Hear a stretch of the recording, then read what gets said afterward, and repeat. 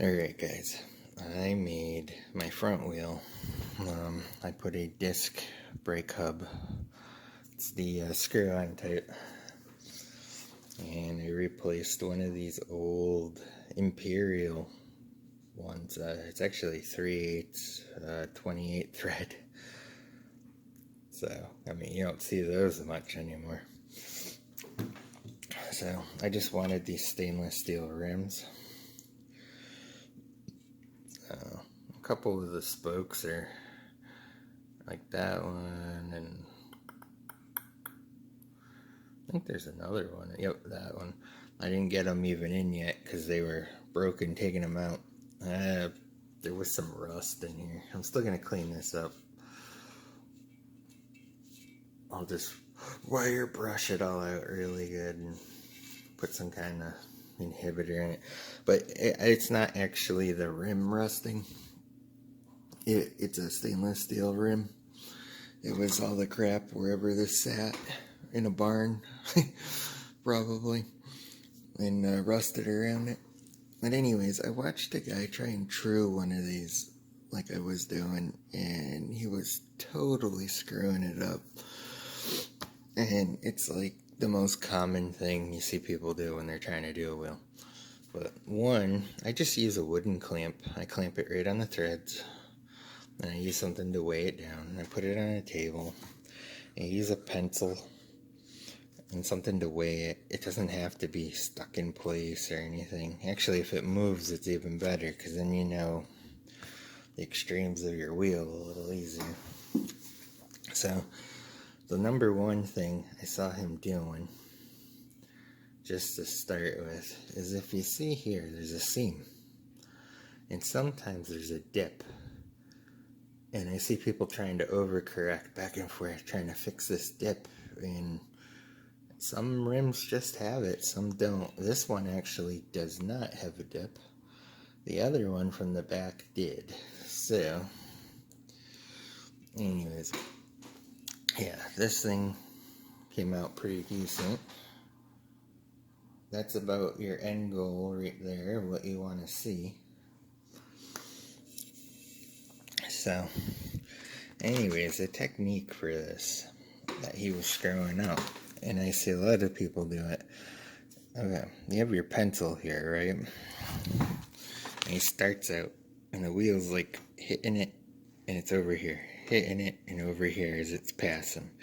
90% of the tires in this range. And all of a sudden it dips, and it goes back. And it's normal again. Well, he's got his pencil now here, and he's trying to push it all in one direction.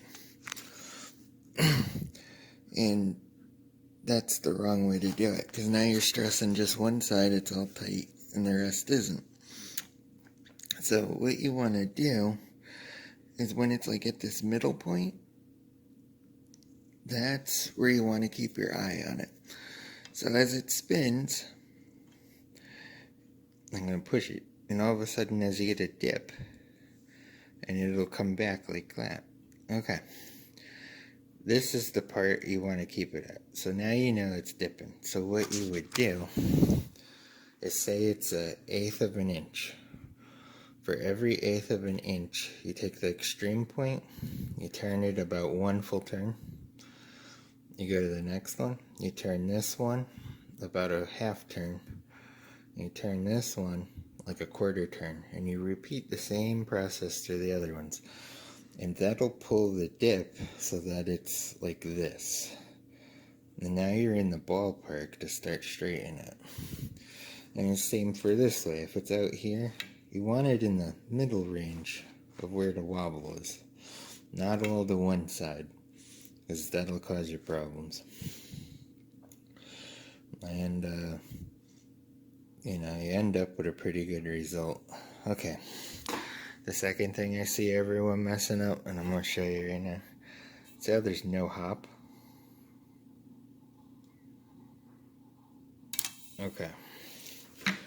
Now, the default, if you do your spokes correctly, I'm going to see if I can focus in on this. There's the missing one. Even with a missing spoke, I have this pretty true. I think I gotta block the light here. Yeah, I can't see. Mind you, this is an old tire. Old rim. Anyway, see the head? The spoke should come right up to where your flat head would meet it. So when you're doing this, everything's loose. You only put it on like 2 turns. So you start out, see, like this one got adjusted a little. This one's still at the same point, but you see.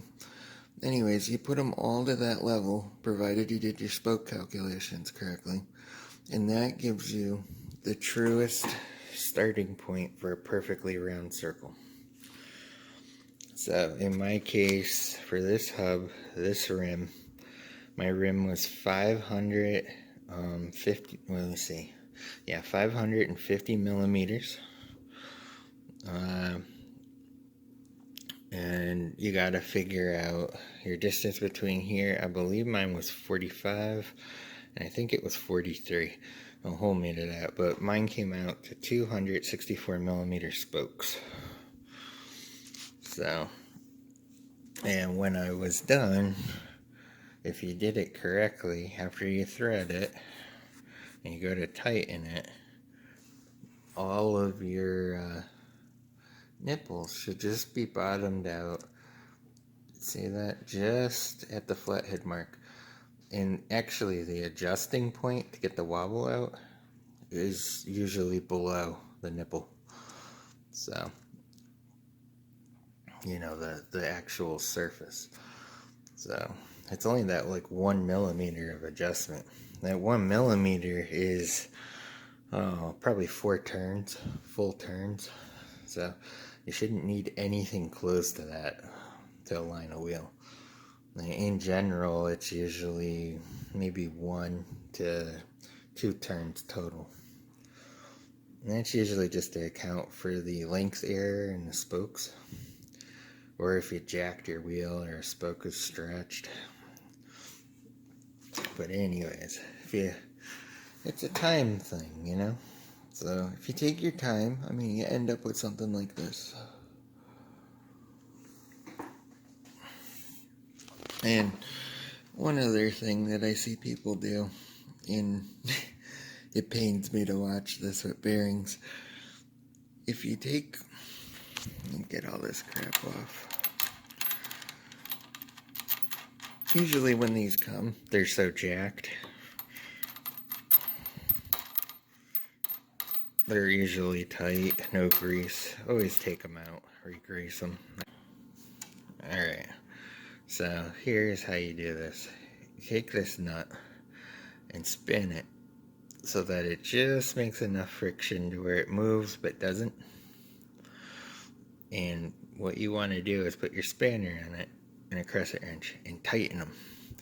And as you tighten these, it actually spins the shaft about 1 millimeter inside this as well. And what it'll do is loosen up the bearings just enough to get them perfect.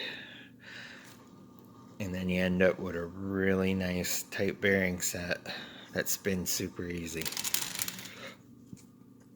It's a little trick to get it in the sweet spot. But yeah, you take this stopper nut off. Well, not off, but back here. You take this and hand tighten it just till this stops moving. Right at that sweet point where it just like, you put your nut all the way to it, spanner, crescent wrench, and as you turn the crescent wrench and hold the spanner on this, it will actually thread the shaft in just a little bit through this nut at the same time and loosen it up to be perfect like this. So those are my little tricks if you're going to try and do this.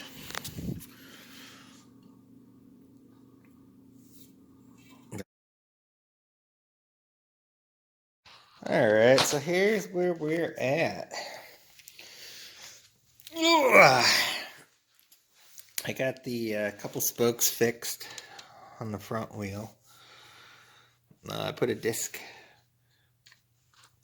It really good. I'm gonna use a triple tree. I'm just mocking all this up. Like right now, if you look, Yeah, see. But anyways, just making sure everything fits. So this is where we're at. Just checking it all out, making sure everything's lining up. This is how I'm gonna do the back wheel.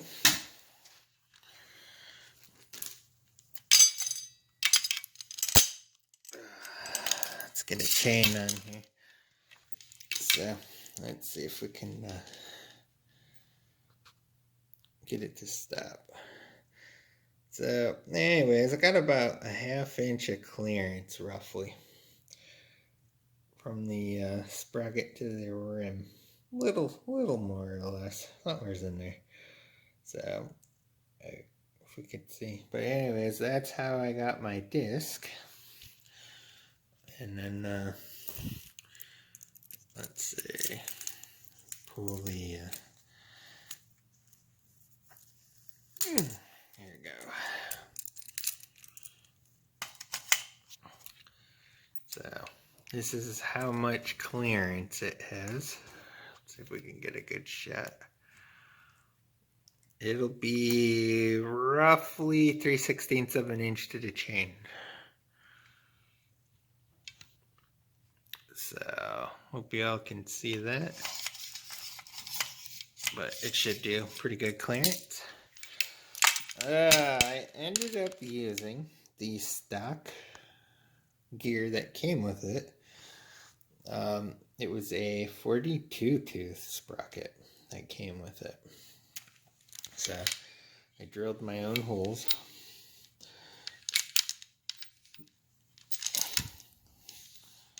But I mean, I have the technology to line this up, so.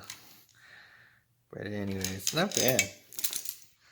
So a lot went into this. I actually had to put a single speed on this and move some stuff over. I ended up using 2 nuts on each side because I ended up making this 16 millimeter and I wasn't planning on it, but the extra space is enough to clear the nuts.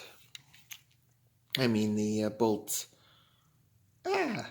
So anyways, this came out pretty sharp. So there's my back. Everything should clear. And here is the front.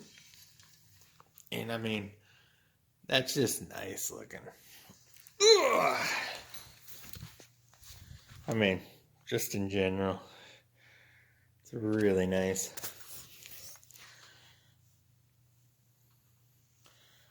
So I think this is going to be awesome.